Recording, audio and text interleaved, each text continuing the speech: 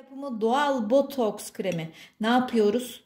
Chia. Ne yapıyoruz? Keten tohumu.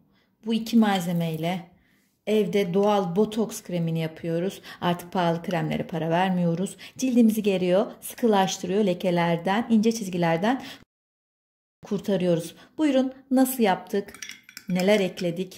Ne hale getirdik? Birlikte izleyelim. İki malzemeli sadece. Chia tohumu ve keten tohumu kullanıyoruz bunun için. Dilerseniz bu şekilde öğütmeden de kullanabilirsiniz. Ama daha iyi bir sonuç alabilmek için ben bunları öğütüyorum. Eğer bir öğütücü makineniz varsa daha iyi olacak. Her birinden birer kaşık alacağım. Bir yemek kaşığı chia tohumum ve bir yemek kaşığı keten tohumum var. Karıştırıcımı attım. Şimdi bunları toz haline getiriyorum. Toz haline getirdiğim keten tohumu ve chia tohumlarını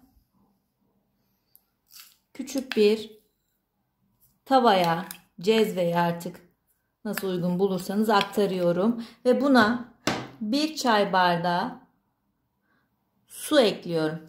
Oda sıcaklığında bir çay bardağı su ekledim. Hemen ocağa götürmüyorum. Bunu 1 saat bu şekilde bekletiyorum. O jelimsi kıvam var ya, onu alıyor. Sonrasında biraz pişireceğim. 1 saat sonra bakın böyle bir jel kıvamı alıyor. Gördüğünüz gibi oldukça katılaştı. Şimdi bunu ocağa alıyorum. Kısık ateşte sadece bir taşım kaynatıyorum. Sadece bir 5 dakika kaynatıyorum. Çok fazla değil. Altını kapattım. Bu şekilde soğumaya bırakıyorum.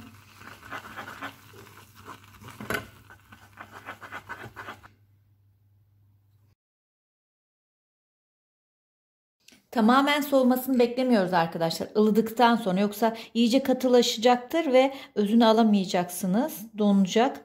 O yüzden böyle hafif ılıdıktan sonra artık süzme işlemine geçebilirsiniz.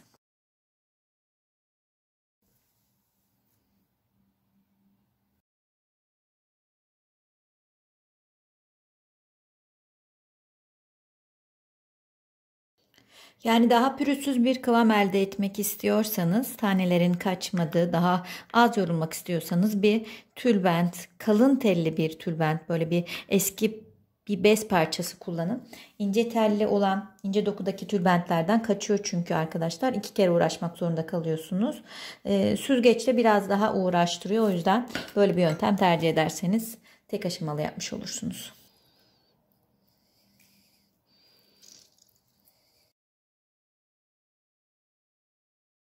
Süzgeçle yaptığımız kısmı da ben tekrardan süzeceğim. Çünkü böyle küçük parçalar kaçıyor. İşte bu kadar. Şimdi bu 1 saat sonra kullanıma hazır. Daha da katılaşacak. Tam bir jel haline gelecek. Bu şekilde kullanabilir misiniz? Evet. Süper etkili. Göz altına, boyun, dekolte bölgesine, tüm yüzünüze gönül rahatlığıyla kullanabilirsiniz. Cildinizin gerilmesini sağlayacak. Kolajen desteğini verecek. Harika bir tarif yaptık. Sadece 2 malzemeyi kullandık.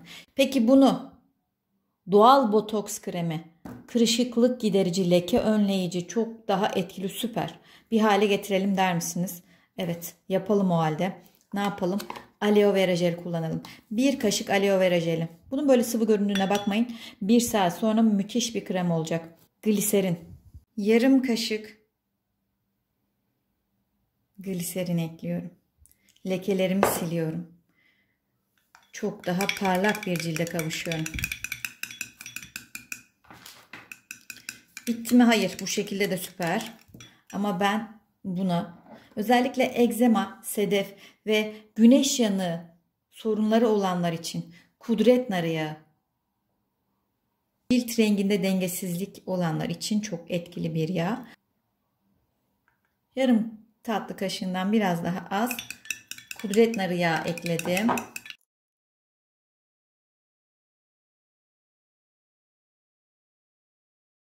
Şimdiden katılaşmaya başladı. Bakın, karıştırdıkça kıvam alıyor. O jel haline geliyor. Chia ve keten tohumu iyice. Bekledikçe bu 1 saat sonra müthiş bir krem haline gelecek. Şu anda da oldukça güzel. Şimdi bunu boş bir Krem kavanozuna, krem kabına aktarıyorum.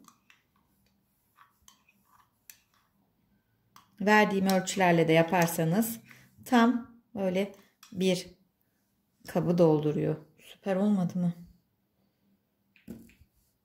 Bunu 1 saat sonra kullanacaksınız. 1 saat sonra çünkü daha da jel haline gelecek. Daha da kremsi kıvama alacak. Çünkü içerisindeki kolajen maddeler birbirleriyle böyle özdeşecek. Süper olacak. Ama tabii dayanamayacağız. Şimdi hemen deneyeceğiz bunu. Çok güzel.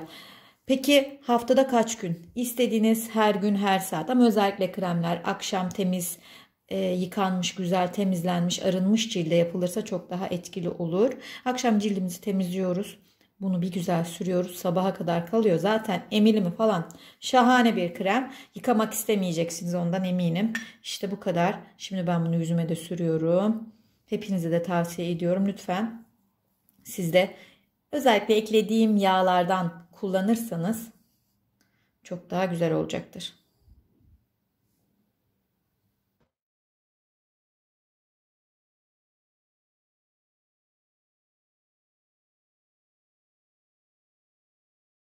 Göz altlarınıza, boyun dekolte bölgenize, tüm yüzünüze gönül rahatlığıyla sürebileceğiniz kendi doğal kremimizi yaptık.